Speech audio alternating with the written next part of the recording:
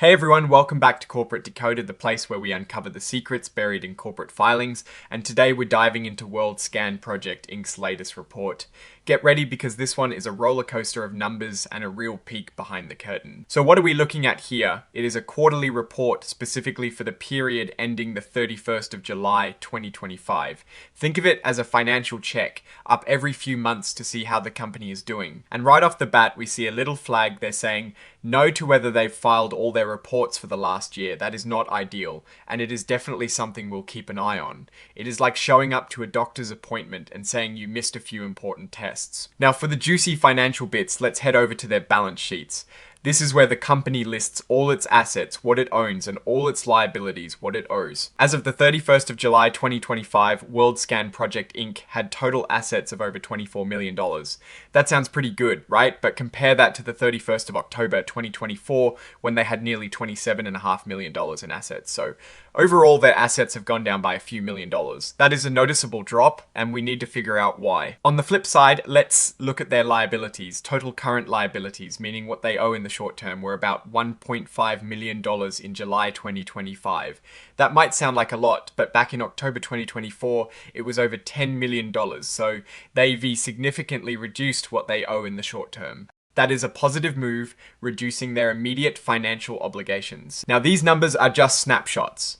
To understand the story, we need to look at how they made or lost money. This is where we check out their statements of operations and comprehensive income. For the 3 months ending the 31st of July 2025, they reported revenues of about $1.6 million.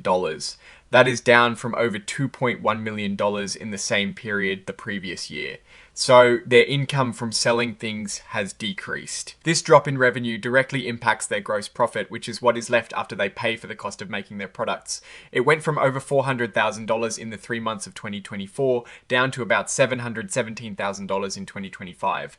Wait, that is actually an increase in gross profit percentage-wise. So even though they sold less, they made more profit on what they did sell. That is a good sign, showing they are becoming more efficient in their product sales. But here is the really important number, net income or loss. For the 3 months ending the 31st of July 2025, they had a net loss of over $511,000.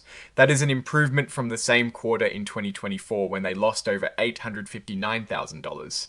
So, while they are still losing money, they are losing less money. That is progress, but they are not yet profitable quarter over quarter. And look at this big number under other comprehensive income.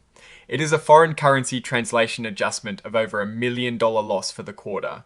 This usually happens when a company operates in multiple countries and has to convert its financial results from one currency to another. When the exchange rates change, it can create big swings in these numbers, and in this case, it is a significant negative impact. When we look at the weighted average common shares outstanding, we see a jump from about 11.3 million in the prior year, S-quarter, to nearly 12 million in this current quarter. This means more shares are out there, which can dilute individual ownership if the company S value doesn't grow at the same pace. Now, let's dig into how their shareholders' equity has changed. This section often tells a story of how much value the owners collectively have. At the start of the period, the 31st of October 2024, their total shareholders' equity was around $16.5 million. By the 31st of July 2025, that number had grown to over $22 million. That is a healthy increase, largely driven by additional paid in capital basically money investors put into the company. We see here they sold almost 500,000 common shares, bringing in over $5 million. This is how they funded a lot of that equity growth.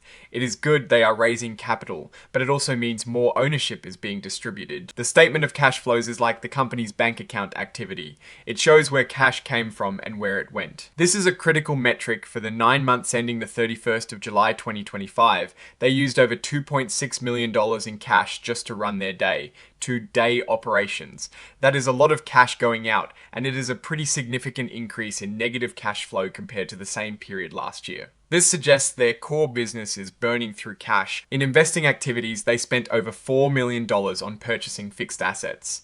That is a large outflow of cash, indicating they are investing in long-term assets like equipment. On the financing side, they brought in over $5.2 million from selling shares. This is what is keeping their cash balance from completely drying up.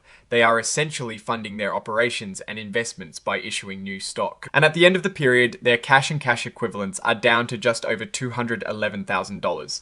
That is a sharp decrease from over $1.6 million at the beginning of the period. This indicates they are spending cash faster than they are bringing it in from operations. Under the significant accounting policies, it is good to note they re-elected the 31st of October as their year end, which is a common practice. They're also consolidating their subsidiary WorldScan Project Corporation, which is based in Japan. This means all their financial activities are being reported together. Like most companies, their financial statements rely on estimates and assumptions made by management.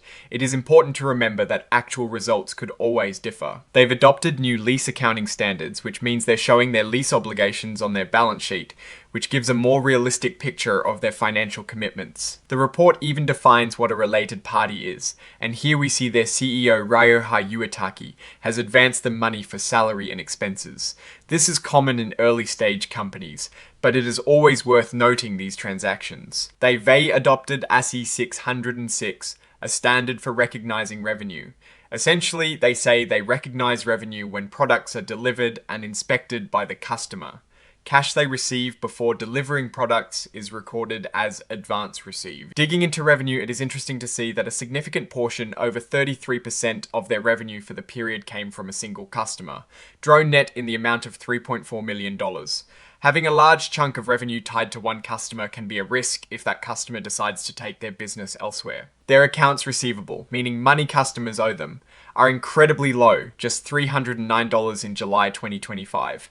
This could indicate they are collecting payments very quickly, or that their sales volume is very small. A large chunk of their advance payments and prepaid expenses, as of the 31st of October 2024, was tied to purchasing cryptocurrency miners. But for the 31st of July 2025, that item is gone.